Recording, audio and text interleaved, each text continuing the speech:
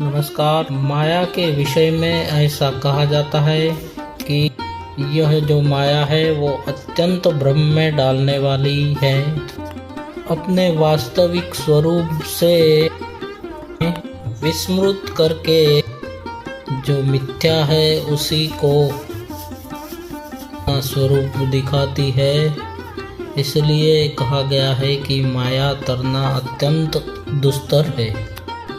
माया सनातन दर्शन विशेष रूप से अद्वैत वेदांत में एक दैवीय शक्ति है जो संसार की विविधता और द्वैत का भ्रम पैदा करती है।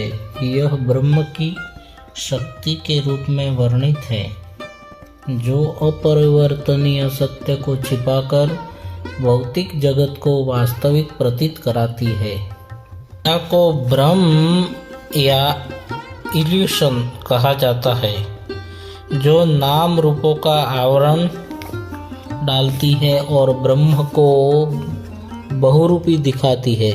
यह न तो पूर्णतः सत्य है न असत्य बल्कि अवर्णनीय है, क्योंकि यह परिवर्तनशील संसार को उत्पन्न कराती है।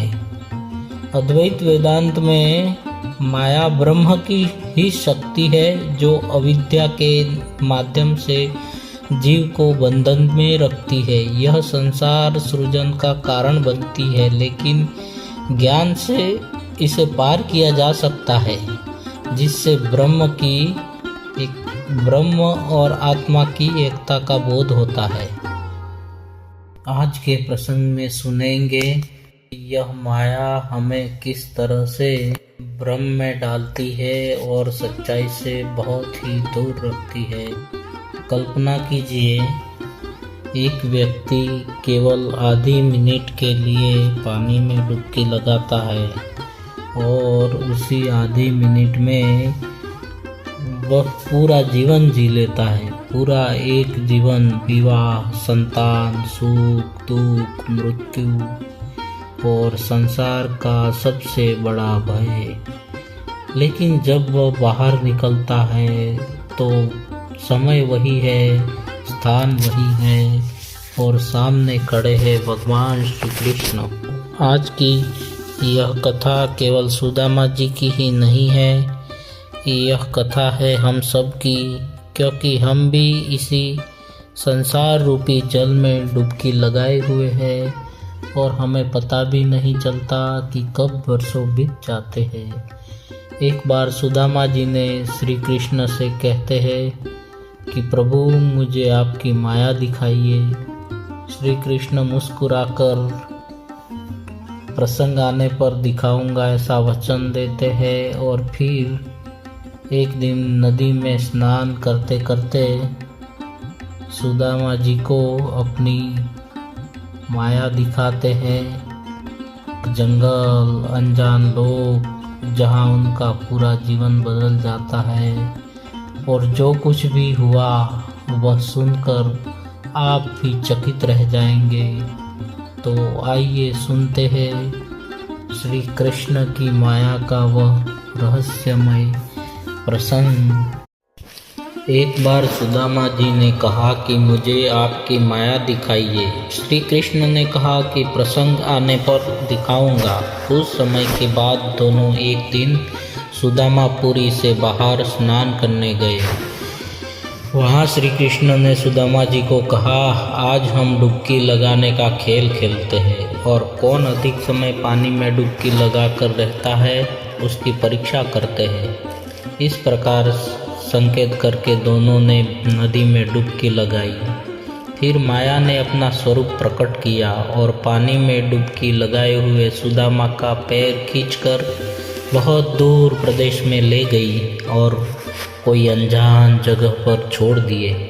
वहाँ जल से बाहर निकलते समय सुदामा जी ने अत्यंत भयानक जंगल देखा। वे एक पेड़ के नीचे शांति पाने बैठे।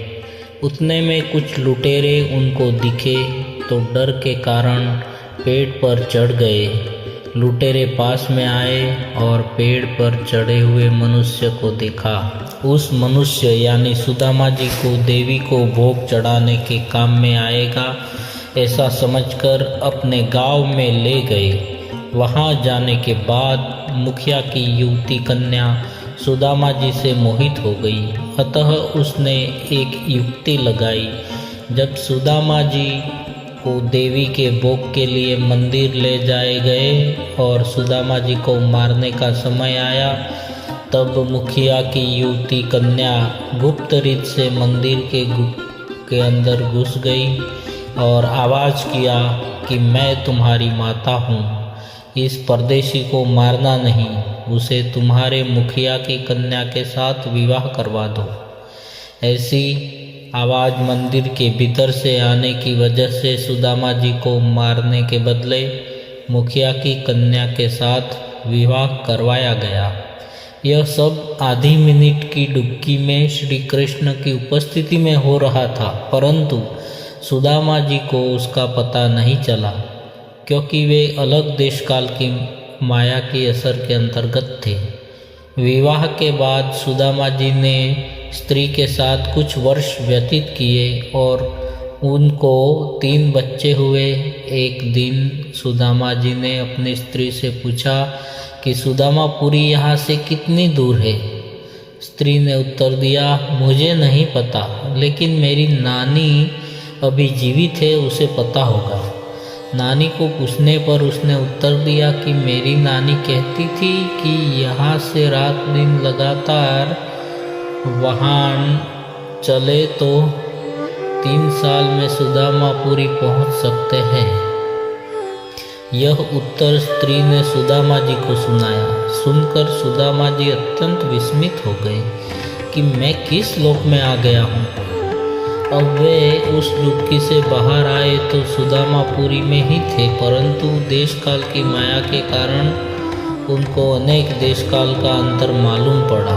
एक दिन घर के चबूतरे पर सुदामा जी बैठे थे, तब उन्होंने देखा कि कुछ लोग मुर्दा जलाने के लिए शमशान में लिए जा रहे हैं। उसके पीछे एक आदमी को भी पकड़कर ले जा रहे थे। उसका कारण सुदामा जी ने उनकी स्त्री को पूछा। स्त्री ने कहा कि हमारी जाति में ऐसी प्रथा है कि कोई स्त्री मर जाए तो उसके पीछे जैसे पति के पीछे पत्नी सती होती है, वैसे पति को सती यानी सता होना पड़ता है, अर्थात स्त्री के साथ उसके पति को भी जलना। उसका उत्तर सुनकर सुदामा जी ने अपनी स्त्री को कहा कि आज से घर का सारा काम मैं करूँगा, तुम थोड़ा बहुत करना, क्योंकि यदि तुम जल्दी मर जाओगी तो मुझे जिंदा जल मरना पड़ेगा और यह मुझसे नहीं सहा जाएगा। उस दिन से सुदामा घर का अधिकाधिक काम स्वयं करने लगे।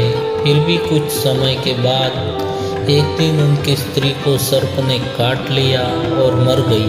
अतः सुदामा जी को चिता में जलने की अपेक्षा वहाँ की नदी में स्नान करके भगवान को प्रार्थना करने की इच्छा हुई, इसलिए नदी में कूद पड़े। तभी भगवान ने माया को कहा कि अब सुदामा जी को वापस लेकर आओ।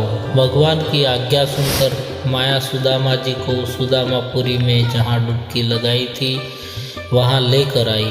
वास्तव में यह सब थोड़ी देर की जल की डुबकी के समय ही घटित हुआ था। वैसे ही सुदामा जी जल से बाहर निकले कि भगवान को देखा। भगवान ने कहा, सुदामा जी आज आप मेरे से ज़्यादा समय पानी में डुबकी लगा कर रहे।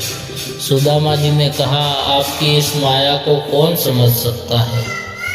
यह आधी मिनट की डुबकी में मुझे कई वर्षों के अनेक घटनाओं के अनुभव कराने वाली आपकी आश्चर्य में डालने वाली माया दिखी। अब इस घटना की मनुष्य के जीवन के साथ तुलना करें तो मालूम पड़ेगा कि मनुष्य भी पानी की बूंद से बनता है। उस पानी की बूंद के अंदर सभी मनुष्य ने डुबकी लगाई है और थोड़े से समय की डुबकी में हर एक मनुष्य को अनेकों वर्षों का प्रत्यक्ष अनुभव होता है।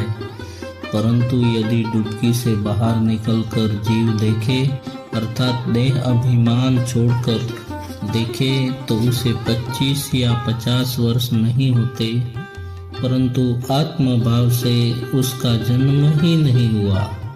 लगभग सभी मनुष्य ऐसी पानी की डुबकी में पड़कर देश काल की माया में पड़कर फंस गए हैं।